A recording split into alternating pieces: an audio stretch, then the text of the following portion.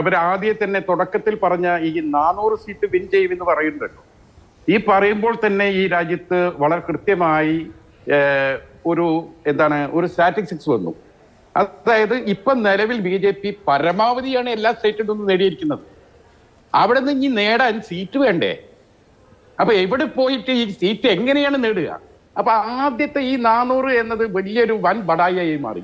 അതിനെ സ്റ്റാറ്റിസ്റ്റിക്സ് കൊണ്ട് തന്നെ എല്ലാവരും തകർത്തു. പിന്നെ എല്ലാവരും ഓരോ സ്റ്റേറ്റ് എടുത്ത് പഠിക്കാൻ തുടങ്ങി.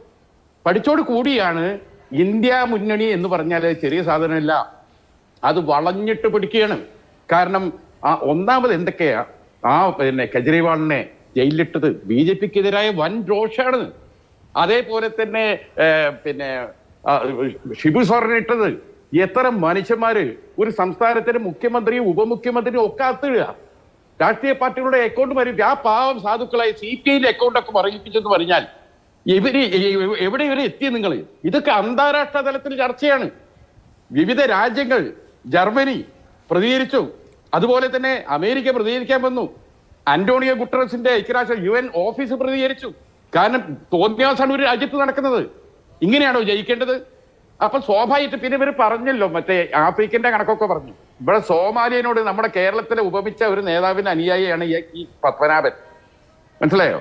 അത് നമ്മൾ കണ്ടതാണല്ലോ. അപ്പൊ ആ കണക്കുകളിലേക്കൊന്നും പോകണ്ട. പക്ഷേ മോഹൻ വർഗീസ് നടത്തിയ രണ്ടാം പാദത്തിന്റെ നിരീക്ഷണം വളരെ മെറിറ്റബിൾ ആണ്.